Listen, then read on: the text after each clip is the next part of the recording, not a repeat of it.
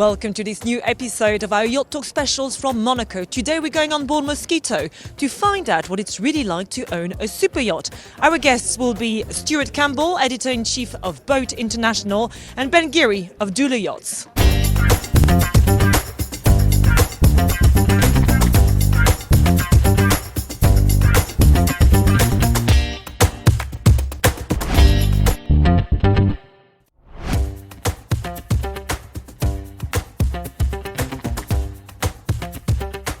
Our first guest is Stuart Campbell. He's Editor-in-Chief at Boat International. Hello, Stuart. How's it going? Very well, thank you very much for joining us. So, being back here at the Monaco Yacht Show, how does it feel? I'm loving it. It's just so nice to see everyone. So I was at the Cannes Yachting Festival a few weeks ago, and a weekend before that we were at the World Superyacht Awards here in Monaco as well. And just having so many people in the room together at the same time, there was a real great energy about it all. And I think the same thing's happening here. Everyone's just so delighted to be back at the show, seeing each other. Although no one's quite sure whether to do the fist bump, like the elbow, or always a very awkward move. I can concur. It's pretty awkward, but I think we'll figure it out. Absolutely. So, what have you missed the most, actually? Just the boats, obviously, because we had some pretty strict lockdowns in the UK. We couldn't travel. We still can't get to the States, although that hopefully is changing soon. So just seeing the boats we're talking about so often. Luckily, we've got some great freelancers in areas around the world, so we could always access the super yachts. But just personally, for me, I've just really missed being on the water and being on these magnificent vessels. Yeah, it's not too bad, let's face it. And in terms of what owners maybe want from their super yachts, do you think that things have changed recently? They certainly changed, yeah. I mean, obviously last year people were on their, if they could access their yachts, they were on their yachts an awful lot more. So that told them things about their yachts that they perhaps wouldn't have known had they only spent 2 or 3 weeks on board. So new boats being commissioned today, much more about family spaces, convivial time on board, a bit more relaxed, long-term living, office spaces are being considered a bit more. Because if you do have to spend 4 or 5 months on this boat, you've got to be able to do it without, fighting your family and killing the crew and just having the best possible time. So, that's certainly what I'm seeing from people ordering new boats today. And throughout your career, you must have met so many owners. So tell us a bit more about what prompts people to buy a super yacht, because it's quite an investment, let's face it. So what does it represent for them? What do they want to get out of it? Well, I think it used to be slightly more of a showpiece, a kind of a, regardez-moi. Yeah, a status symbol. Exactly, but that's absolutely not the case now. That's not what I'm seeing. I'm sure there's still an element of that, but I think lots of people are just waking up to the amazing possibilities you can have on board. And actually, I was talking to some academics from the University of Monaco yesterday, a pair of professors, and they have done a study recently about why new owners are getting into yachting, and it's very much about the experiential. And through media channels, social media, Boat International, and other great publications in our sector, people are just learning more and more about the possibilities and the potentials of these amazing yachts. I mean, it's beautiful being here in Monaco in the south of France, but there's no reason why this boat couldn't go to far-flung corners of the world and be packed with the latest toys and the coolest kit. So that's people's eyes are being opened to that like never before. Let's talk about charters now. What do you think is the key difference between owners and people who charter a yacht? Well, charterers, the cliche, I suppose, is charterers are dipping their toe in the water. They're not prepared to commit to a multi-year build or buy a brokerage boat, and that's absolutely fine. There's a vast network of charterers out there, and they keep the brokerage community very, very busy. Obviously, 2020 was challenging on the charter front, but 2021 picked up, and I think 2022, COVID permitting, we'll have a really incredible charter season. So it's a great way of people getting into the business. And actually what we saw, a lot of new owners coming into the industry last year and this year who were former charterers who perhaps couldn't get the charter they wanted, so said, okay, well, this is the opportunity now. I'm going to buy a boat, and so I know it will be available. I know I can have it when I want it. And that's the reason we're seeing a lot of new people coming into the ownership side of things this year. And when people look to buy a super yacht, what do you think they tend to possibly oversee or overlook? What could the problems be? Let's face it, if you're not fully prepared for the commitment that it represents. Yeah, obviously you need to do your due diligence on the boat. You need to work with a professional brokerage organisation. You need to trust your project managers. I would just do research, talk to your peers, talk to your network, read Boat International.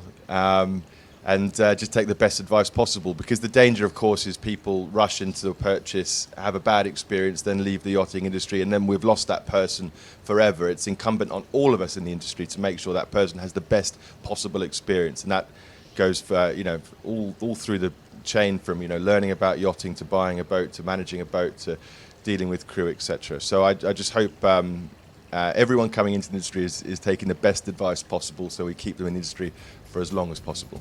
Okay, Stuart, thank you very much. Absolute pleasure. Happy to be here. And no tour of the Monaco Yacht Show would be complete without having a look at the novelties on display. So here you go.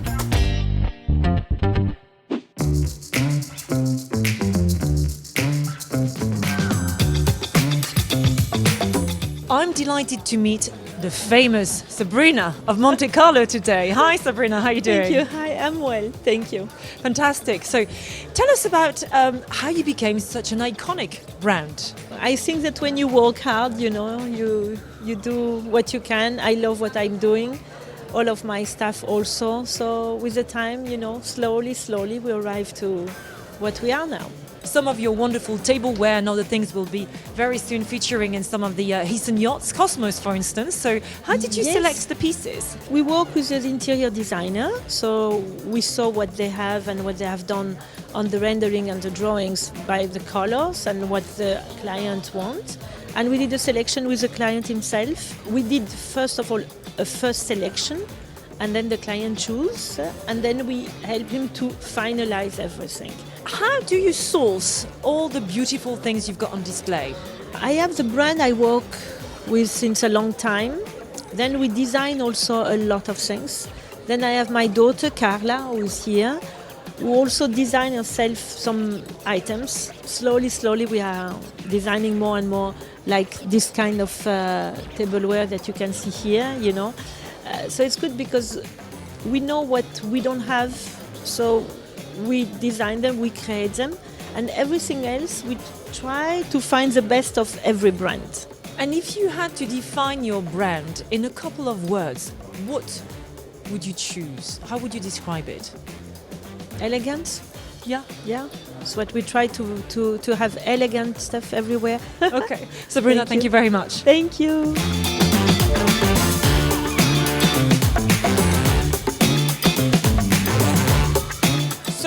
What about this, an amazing wine cellar? Mirko, hi, can you tell us about it? Because it's really state-of-the-art, isn't it? Yeah, this is our wine cellar, the specific product for the yacht, and this is total custom made. We produced this element in our laboratory in not so far from Treviso. This is the key. Oh, I like this. Yeah, Never this is the seen key. anything We like open this the before. shop. We put there. A cork. Yes, of course. You put there. The light is so, and this is the open. Please, Oh my God, come on. this is a wine cellar for James Bond. Yeah, of Can course. So inside you can take three different temperatures. So one for the sound and two for the fridge. For open this part, we take this and we open the fridge. If you want to glass, wooden, marble, it's the same for us. We studied in the beginning and we developed it. That's the client request. Okay, well, Mirko, that's absolutely stunning. Thank you very much. Okay, thank you so much. You're welcome. Our next guest is Ben Geary. Ben is Fleet Statutory Manager of Döhle Yachts. Hello, Ben. Good morning. Your title, what does it mean exactly? So my background is from Lloyd's Register. So I used to run the statutory team in the UK, which is basically fire and safety, stability, load line and tonnage, and load line. So really exciting subject. So basically what I do within Döhle Yachts is part of the new build team, look after that, make sure that the yachts are class compliant, working with the owners teams, just to make sure what they want can meet the rules before we go down the route with the build yachts. So we're on board Moskito, Yeah. and earlier, during one of our YachtTalk specials in London, we met the designers of the yacht, Bannenberg and Rowell. So what do you think makes Moskito a very special yacht in your eyes? Oh, I mean, she's a beautiful yacht, isn't she? You know, for the size that she is, she's perfect for that client that wants to, explore European waters. You've got enough for the guests or the family they've got on board, and it's got a beautiful area for the crew as well. Absolutely. Now, owning a super yacht often starts as a dream, but it can turn into a nightmare, and that's why companies like the one you work for exist. So tell us about all the things that you manage at Döhle Yachts. Yeah, I mean, like everyone, you know, the owner has a dream, and obviously Heesen and others, you build that dream, and we're involved. It can be involved early on. Someone like Döhle Yachts or management company, you know, we provide, like I said, the statutory side. So we're looking at the plans, we're looking at the GA. We also provide all the kind of finance side. So we're looking at how you register the yacht, the VAT, that kind of stuff. We do crewing. So again, helping you find a crew. What else do we do? Technical side of it. So when the vessel's in operation, we'll look at the technical aspects. We'll be there to support the crew with the engineering side of aspects. So yeah, we can do all of those things. And what do owners often tend to overlook when buying a yacht?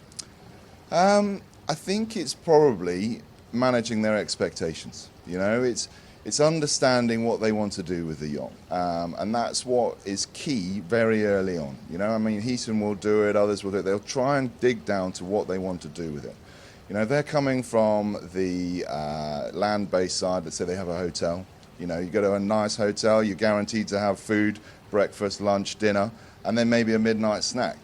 Obviously, on board, you've got one chef. If they do that, they're on 24 hours a day. You know, also, where do they want to operate? How do they want to use the boat? So understanding how they want to operate the vessel will allow the team, the crew, people to make sure that that expectations meet. Of course, when you own a super yacht, one of the key decisions you have to make is whether to charter it or not. So what do you think owners should consider when making that decision? I suppose, again, it's managing what they want to do with the yacht. You know, is it to help finance the yacht, to help pay for, let's say, the operational costs? Is it so that they can get the VAT registered? You know, there's lots of different things that they may or may not want to do. And there's a lot of things that you can look at, but it's generally understanding they want a lot of people on board their boat, you know, that they don't know. So it's trying to understand what works for that individual, and that's key, because sometimes they may like the idea of chartering, they may like the idea that that sounds great, but then actually when you explain it to them, when you look at the finances behind it, the budget, the amount of people that will be on board, the usage that the yacht will get, the hours that will be put on equipment, you know, sometimes it can change their mind. And what do you think they should consider when selecting a yacht management company? That's the bit where you sell your services, of course, but not just. I think, you know, this business is done on trust. You know, it's built on trust, whether it's with the yards, whether it's the owners and the crew. The first and foremost is you've got to have a good crew. You know, at the end of the day, they're the front of house. They're the guys that are going to make the experience, the dream carry on. A good yacht management company works in the background. They help provide the crew. They help support the crew. That's the key thing. So, you know, from what I'm saying, the technical aspects, they're helping with budgets, they're helping with maintenance schedules, they're looking at the 5-year refit plans. And then also you've got the finance teams that are helping to look at the finances, how are you going to register the vessel, what are you going to do with it.